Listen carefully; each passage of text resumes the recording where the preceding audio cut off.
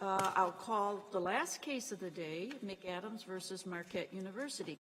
Mr. Weber, I want to come back to one of your responses, your last response, in fact, to one of my questions, which was that Ms. Abbate left the university within weeks.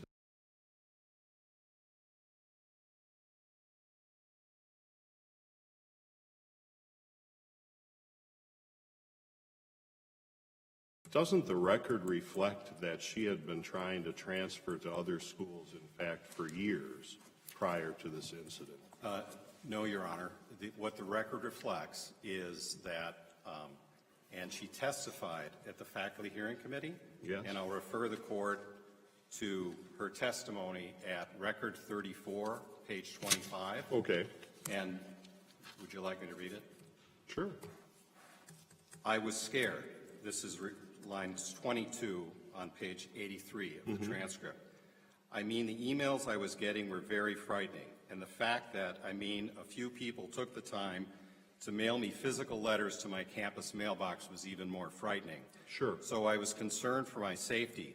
I didn't know who these people were, what they were capable of, if they lived in the area, or if they were angry enough that they would travel to the area. But you're telling me that the record does not reflect that she had been trying to transfer to other schools prior to this incident. Is that what you're telling me, Mr. Weber? There is an email from a professor at Boulder when this blows up who says, we had a conversation a year ago about whether you might be interested in coming to Boulder. And she responded saying, the situation in Marquette has become so toxic that I don't think I can stay here. I'm afraid to see Professor McAdams on campus. So yes, that email is in this record. That's all. That's all the record says about her attempts to transfer in the past. I believe that's right. All right.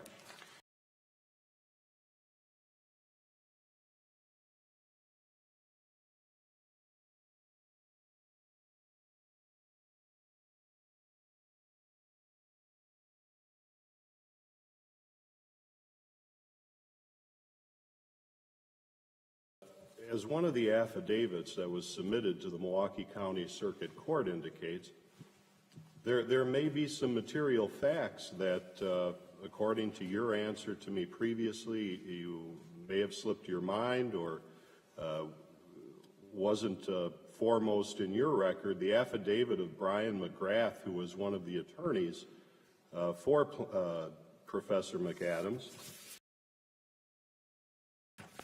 in his page 3 of his affidavit, which was received by the circuit court, I have the filing stamp. Paragraph 14, the FHC, this is the fair tribunal that was supposed to be arbitrating this dispute. Well, not arbitrating, but disposing of it. Was told that Abbate left Marquette due to concerns for her physical safety and transferred to another university to complete her PhD, substantially impacting her academic progress. Neither the FHC nor Professor McAdams were provided with any of the following documents which show that she left for other reasons. 1. On December 9, 2014, Dr. South, Associate Dean, wrote in an email that Abbate was, quote, not just leaving because of McAdams, but because she did not feel comfortable in the department for several reasons, not least because of how Nancy Snow treated her, her research area, and her mentor, Suzanne Foster. And then there's a cite to the Marquette record. Second, in that same email, South commented on the harm allegedly caused by Professor McAdams and said, quote, none of the senior faculty she mentioned have been harmed by McAdams in the way she suggests. Indeed, I've always felt much more annoyed by Nancy Snow than by anything McAdams said, and I've seen her intimidate and belittle her colleagues more than McAdams ever has done.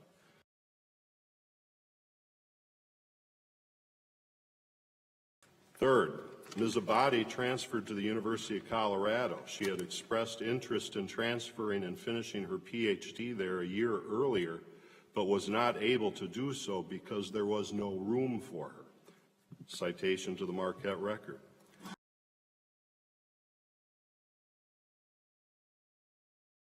Dr. South described the transfer to Dean Holtz by explaining that Ms. Abbate was transferring to a program that, quote, offered her significant financial aid and is reputationally superior to Marquette University. Citation to the Marquette record.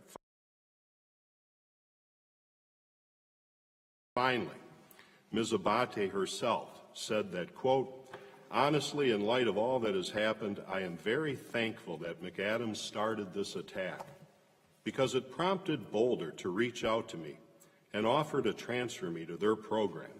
Besides Boulder being a much better program in philosophy than Marquette, I absolutely love Colorado and cannot wait to move back there permanently, period, end quote, and then citation to the Marquette record.